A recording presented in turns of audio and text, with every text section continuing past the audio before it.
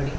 I am Dr. Nitin Joshi, Professor in Urology with teaching experience of 25 years, working as consultant neurosurgeon in Panvel more than 30 years. Today we will discuss the topic Bohari flap. Bohari flap is the pedicled tube flap of bladder used to bridge a long defect between ureter and bladder. It is pedicled as the flap is based on superior vesical artery or its main branches. It is tube flap as the flap is tubularized by suturing it into two layers. It bridges about 10 to 15 centimeter of ureteral defect.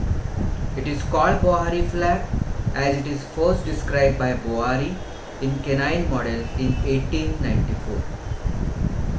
Indications of Bohari flap: first, in case of upper 1/3 or middle 1/3 ureteric pathologies like benign or malignant strictures or loss of ureter, or when ureteral mobility is too limited for performing tension-free end-to-end ureterostomy in upper 1/3 or middle 1/3 ureter.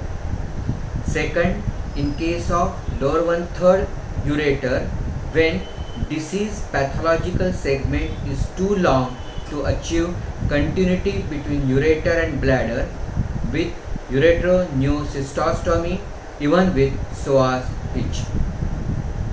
In short, Bohari flap with or without psoas hitch is indicated in case of upper and mid ureteric pathologies when ureteral loss precludes simple ureterostomy and ureteroneocystostomy even with psoas hitch in case of lower 1/3 ureteric pathologies respectively.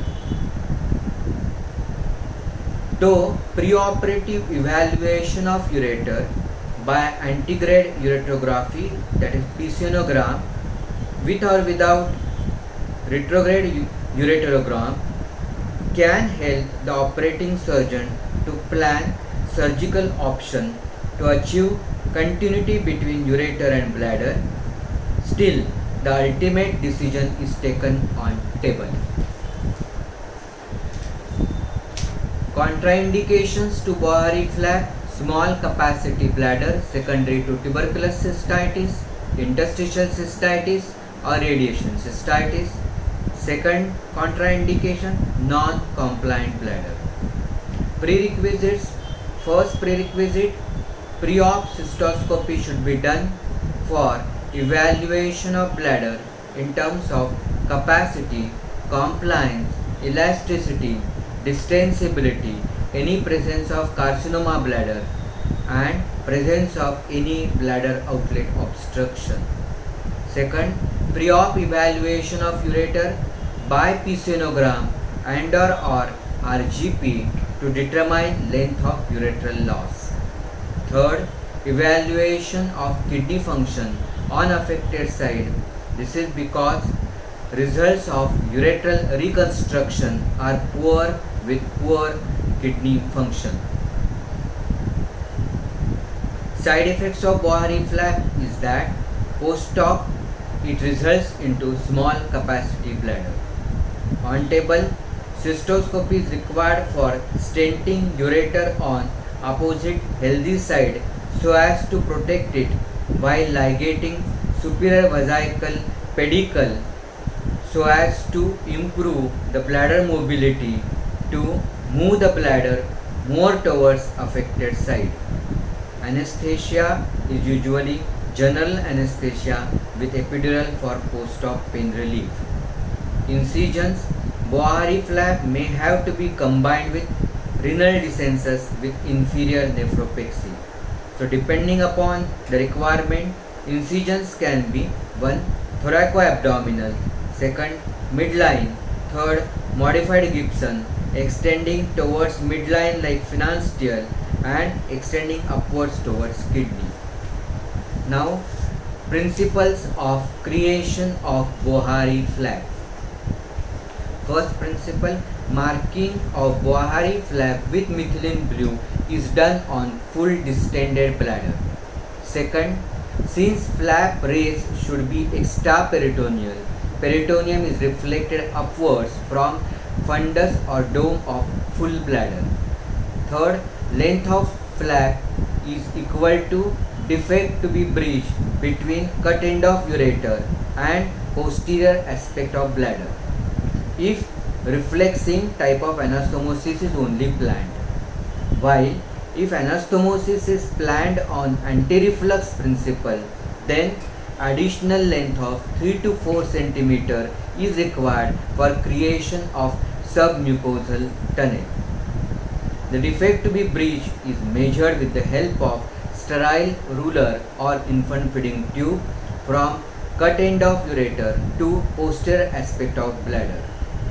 Fourth principle, apex of flap is the part of bladder reflected upwards in direction of affected ureter.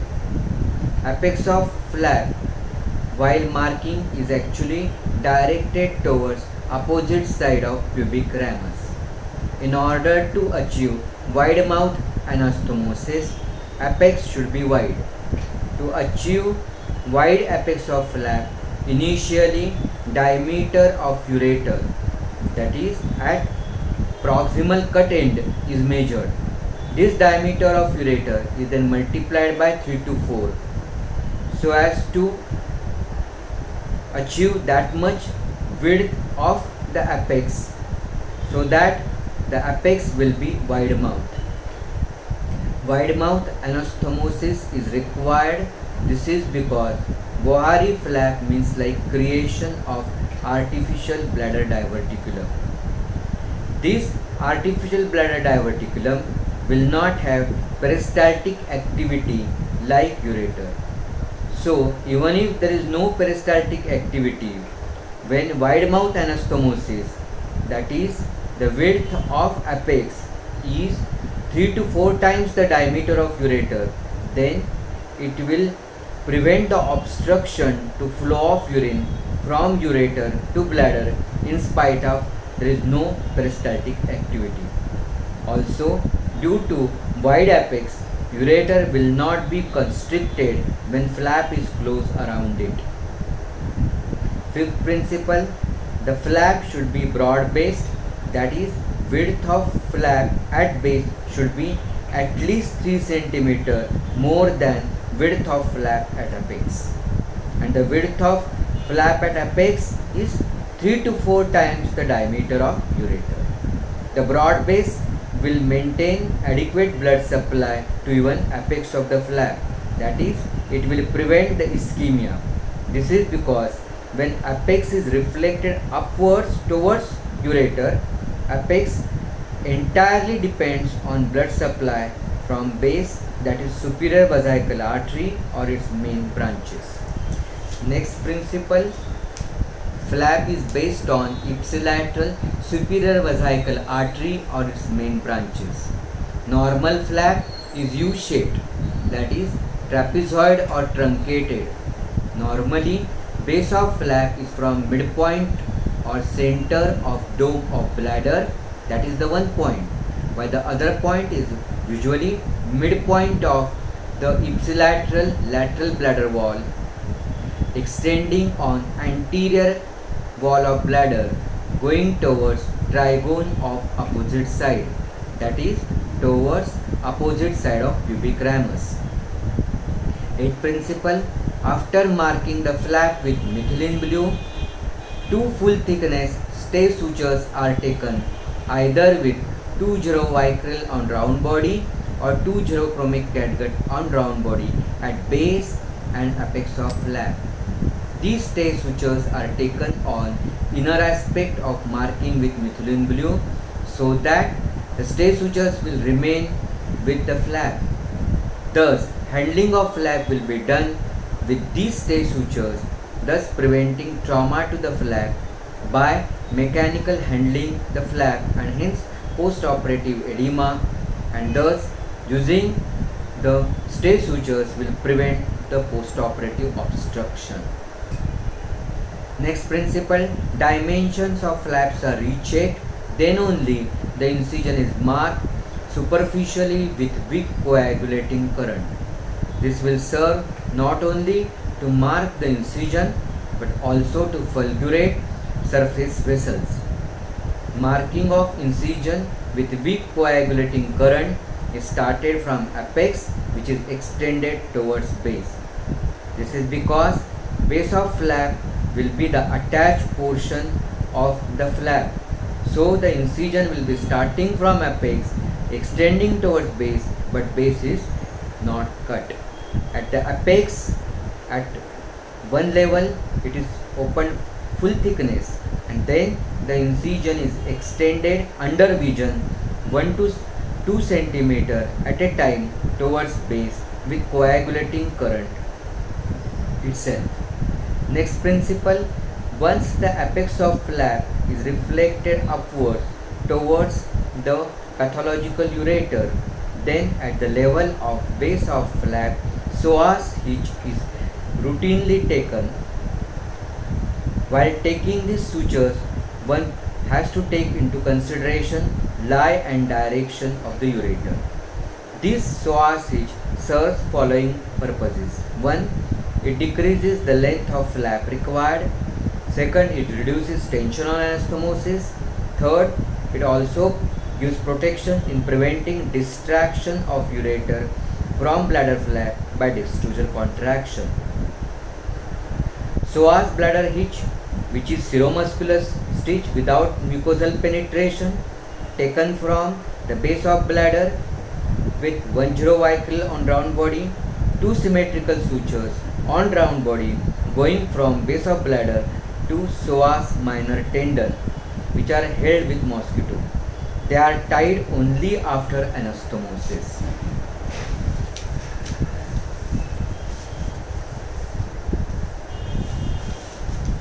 Next, that is, if the psoas minor tendon is absent, then the stitches instead of psoas minor tendon, then they are taken deeply through psoas major muscle, but avoiding inclusion of the genitofemoral nerve present on psoas major muscle and avoiding injury to femoral nerve present deep to iliopsoas muscle. After anastomosis and after tying these two stitches, then additional 2 to 3 interrupted bilateral symmetrical sutures can be taken so as to relieve the tension on the anastomosis further. Next principle, in order to achieve maximum mobility of bladder should be fully mobilized, particularly on its lateral and posteromedial aspect. This involves division of all umbilical ligaments.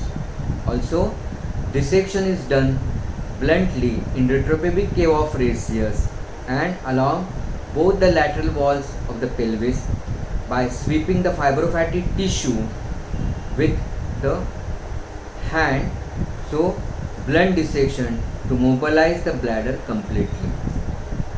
In spite of complete mobilization of bladder, still if additional mobility is required to move the bladder still upwards on the affected side, then the opposite superior vesical artery, that is superior vesical artery and pedicle on healthy side, has to be ligated. Now we'll see in short the bladder ligaments which are to be ligated and cut. The lateral blood supply to bladder courses from internal iliac artery and internal iliac vein. Medial traction on the bladder with finger above and below enhances exposure of the lateral vesical pedicles, which are the main prominent vesical pedicles. These lateral vesical pedicles are superior, middle and inferior lateral pedicles. These lateral pedicles contain branches of anterior division of internal iliac artery and branches of internal iliac vein. Urachus is the median umbilical ligament. It is the remnant of allantois. Urachus anchors the bladder to anterior abdominal wall. It is composed of longitudinal smooth muscle bundles which are derived from bladder wall. Near umbilicus, it becomes more fibrous and fuses with one of the obliterated umbilical artery. Urachal vessels run longitudinally. So the ends of the urachus must be ligated whenever it is divided. During identification of the bladder ligaments and the superior vesical pedicle, which is present in the superior lateral vesical pedicle, if superior vesical artery cannot be identified on posterolateral wall of the bladder, then initially internal iliac artery is identified beyond bifurcation of common iliac artery. Then this internal iliac artery is followed towards the bladder, and the first branch of anterior division of internal iliac artery is superior vesical artery. Internal iliac artery, after bifurcation, it descends down in front of sacroiliac joint and divides into its anterior and posterior divisions.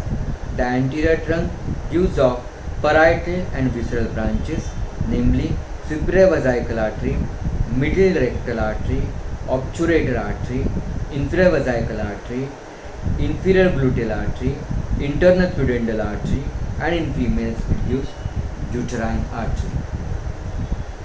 The next principle of the flaps is,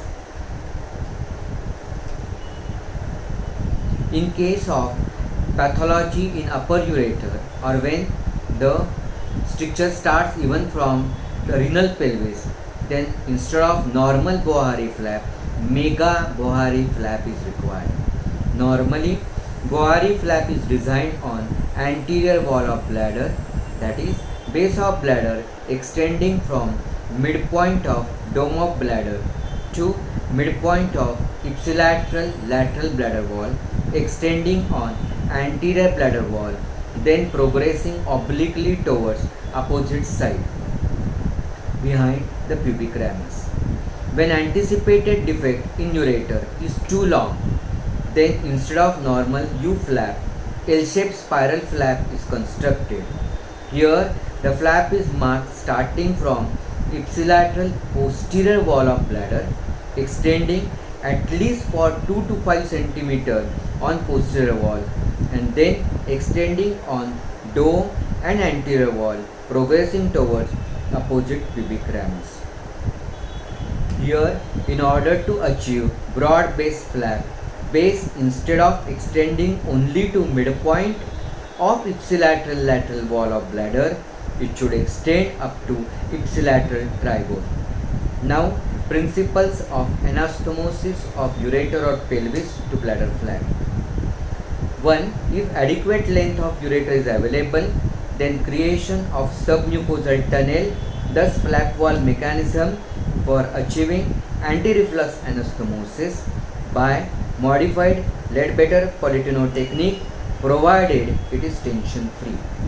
Second, if adequate length of ureter is not available, then refluxing type of anastomosis is performed, and this refluxing type can be performed by two types. One, bringing the end of spatulated ureter or pelvis in bladder flap, and then tension free mucosa to mucosa anastomosis is performed on DJ stent. Second, Bohari flap is tubularized and then end to end tension free mucosa to mucosa anastomosis of spatulated tube and spatulated ureter is performed after stenting. For achieving anti-reflux anastomosis, ratio of diameter of ureter to intravesical ureter, that is intramural plus submucosal ureter, should be 1:5. So, from midpoint of flap, that is upper flat surface of the apex, submucosal tunnel is created. For this, initially with 11 number or 15 number blade, only mucosa is incised. Through incised mucosa, saline and adrenaline is injected in submucosa to separate mucosa from underlying submucosa. Through upper end of incision, that is upper end of incised mucosa, fine scissors are inserted. With open and close method, mucosa is dissected from underlying submucosa. Fine Shining blades of scissors can be seen through overlying mucosa, indicating correct plane of dissection, which is continued till lower limit of tunnel. At lower limit of tunnel, transverse incision is taken to cut mucosa, which will be the site of new ureteric orifice. The submucosal tunnel is dilated adequately. Now hiatus, that is entry of ureter into bladder, is created. For this, from apex of flap, mixture forceps is directed towards ureter. Incision is made on mixture. Now the ureter is delivered through this incision into flap. While delivering ureter, medial and lateral orientation of ureter is taken into account. Hiatus should be dilated adequately to prevent compression of ureter. Once ureter is delivered into flap, infant feeding tube is passed upward into the kidney for confirming easy passage, thus ruling out any obstruction in the ureter by kinking or twisting or torsion of ureter. Then, with mixture forceps, freed ureter is brought through upper limit of tunnel, then through the tunnel, and then delivered through lower limit of tunnel by pulling stress sutures and taking into account medial and lateral orientation of ureter. Lower end of ureter is then freshened. Again, infant feeding tube is passed to rule out obstruction. Then on the infant feeding tube, anterior wall is spatulated for 1 to 1.5 cm, and then the anastomosis is performed between the end of ureter and the flap. At the lower end of ureter, 2 to 3 stitches are taken from full thickness of ureter to full thickness of bladder for anchoring the ureter. Again, exactly opposite to this, at the entry side also, full, that is between the spatulated end of the ureteral wall and the bladder wall. Again, full thickness sutures are taken, that is between full thickness of ureter and full thickness of bladder, but rest of the anastomosis is carried out between full thickness of ureter to mucosa of bladder. The digestant is then inserted. In case of refluxing type anastomosis, that is in one way similar to anti-reflux type, at the upper end of apex of the flap, wide hiatus created. Through the hiatus, freed spatulated ureter or spatulated pelvis is brought into flap. Spatulation is done on the anterior wall of the ureter, and then the anastomosis is performed similar to anti-reflux, except here there is no creation of submucosal tunnel. In other type of refluxing anastomosis, Bohari flap is initially tubularized in 2 layers, that is inner mucosa, which is thinner with smaller bites with 4-0 continuous suture line, while outer thicker submucosa with thicker bites with 3-0 interrupted sutures. The ureter and reconstructed tube then are spatulated on opposite walls, and then there are anastomosis end to end, mucosa to mucosa, tension free on the stent, which is carried out by 4-0. After anastomosis, psoas bladder stitches are tied. Care to be taken not to tie these stitches too tightly to prevent ischemia of psoas muscle or bladder. Post-op checking ipsilateral lower leg sensation and power is important to rule out damage to femoral nerve. If there is decrease in the leg sensation or power, immediate re-exploration with release of cyst to be carried out to prevent permanent femoral nerve damage. Rest of cystostomy is closed in 2 layers after inserting 18 or 20 or 22 French suprapubic catheter from opposite side. Since the commonest site of leak is from the junction of base of bladder flap and bladder, so to prevent this leak, additional stitches are taken at this site. To confirm watertight closure, after bladder closure, light bladder wash is given to confirm the watertight closure. Then tube drain is inserted and wound is closed in layers. Before removal of PU catheter, always cystogram is mandatory to confirm complete healing. Degestant is usually removed on OPD basis after 6 to 8 weeks. Post-op complications. The most common complication is stricture at anastomosis, which results either from ischemia or excessive tension on anastomosis. Second, leak from anastomosis, which can be controlled by prolonged degestanting. Third, commonest site of leak is usually the junction of base of flap and the cystostomy. And third, that is post-operatively symptoms secondary to small capacity bladder. Thank you very much.